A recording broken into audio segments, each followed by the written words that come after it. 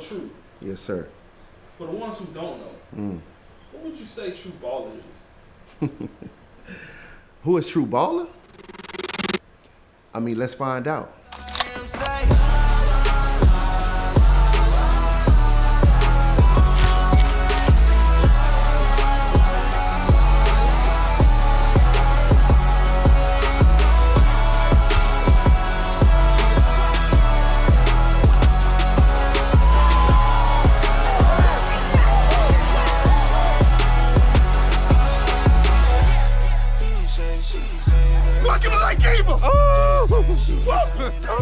Kazi, that's too far.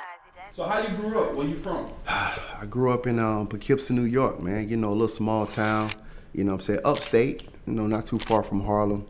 And I was just a kid that just, you know, used to move around and kind of, you know, I found myself with game of basketball. I went to high school between 1996 and 1999. And back then, it was more like we didn't have too many tall guards. It was like a lot of small guards. You know what I'm saying? I was a smaller guard. I wasn't 6'7", I wasn't 6'8". So I really had to learn how to dribble and learn how to shoot. I went to Port St. Lucie High School, Jaguars. It was phenomenal. My sophomore year, I started varsity. My junior year, I won Player of the Year. I hit 11 threes in one game as a junior in high school. After the game, I was getting interviewed by the news reporter. My mom came in the room. They let parents come in the room in high school. I'm doing the interview, you know, and she leans over and say, "You are the true baller of our family. I love you." I said, "Yeah, I appreciate that, Mom." And of course, everybody knew, you know, all the news reporters were like, "Oh, it's a sweet moment." And it kind of stuck with me. And that's when I went to the tattoo my senior year and got the tattoo. TruBaller. I got the tattoo on my arm, TruBaller, because of my mom. You know, she said I was a true baller of our family. So I just wanted to, you know what I'm saying? I just wanted to, you know, cherish that moment. And, you know, ever since then, I became TruBaller and I just ran with it. So basically how Streetball came about was I tried to make it to pros. I tried my best. It just wasn't working out. I saw what And1 was doing. I saw what a couple of other organizations, Streetball organizations, was doing. I was like, yo, I think I can do that. So I just, you know, really started locking in and started training how to be an entertainer and a hooper at the same time. For me, what Streetball is you can be yourself. It's more creativity.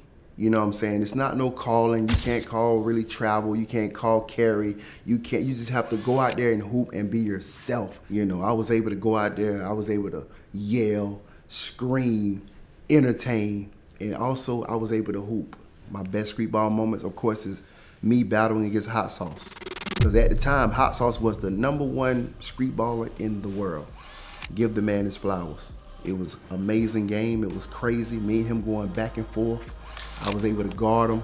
I was able to play defense on him. You know, I was able to have my moment against him. I say mid-third quarter. I was able to get the basketball. It was just me and Hot Sauce, top of the key. Boom, boom, boom.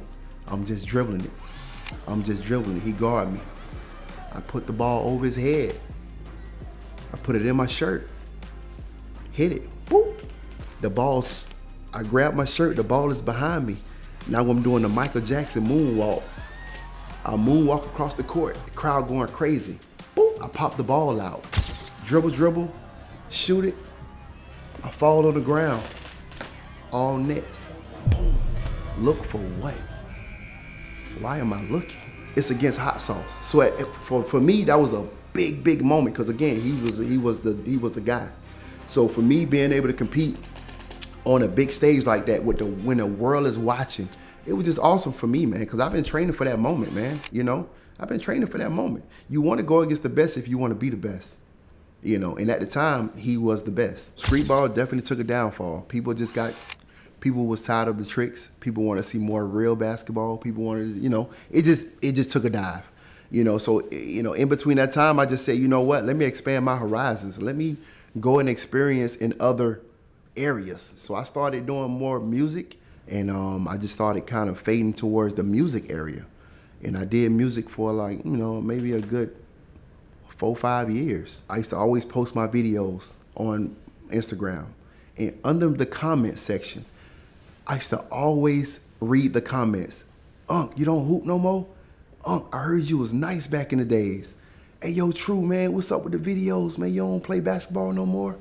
I kept reading this over and over and over. And I said, man, I still be hooping, but I just don't record like I used to. And I got on a 3-month plan. I'm gonna post a video every single day. During that time, there was a clip, there was a moment that happened. I hit a 3-pointer to win the game.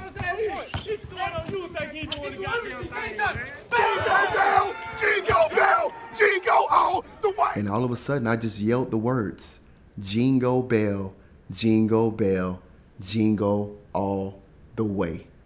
And everything else was history.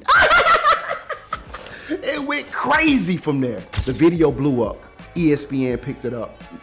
All the vlog channels picked it up. It just catapulted me to a whole nother level, man. And when I got all my friends, my mom, my cousin, my auntie, my son, Dad, you went viral. It was a great, great feeling. So now that I know I got all these eyes on me, I need to really turn it up now. So instead of dropping 1 video a day, I need to drop 3 a day. You know, I need to be more consistent. I need to attend more events. I need to get my face out there more now that I have all these eyes on me. Because it's an opportunity. God gave me an opportunity, man. I mean, I'm 45 years old, bro.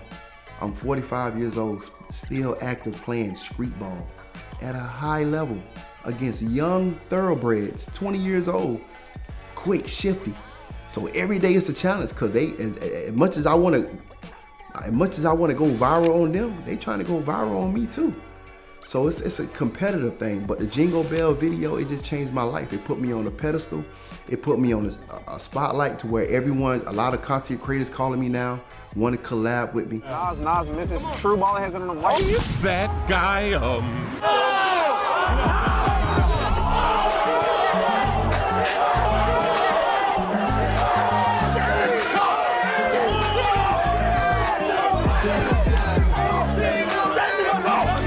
Jingle all the way! They talk about what you know.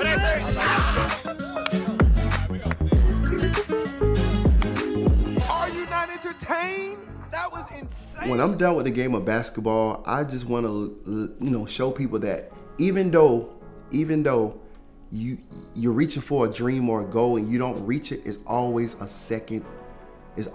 another option. Sometimes we get stuck on one situation and that's the only situation that we think we can make it from. That's not true. I wanted to make it to the NBA. I never made it to the NBA. But now I'm a social media, a social media figure. And to me, I feel like I'm in the NBA because even NBA stars be liking my posts. So even they checking me out, they watching me. You know what I'm saying? So it's like, bro, it's to me, it's a win-win. Like I say, it's always a second option. If the first option don't work, there's always another way. Just figure it out. That's pretty much it, bro. And stay consistent. Stay consistent. Don't go off the rails if you don't really have to. Stay locked in. Hard work always pays off. I mean, look at me. Hard work always pays off. Got the recipe. Swag is so fierce, is a language I speak. Unmatched confidence, my power, my peak. No crown needed. My presence, it reigns in the world of swag. I break the chains with each step I take. I redefine cool. Others try to mimic, but I'm the true jewel. When the world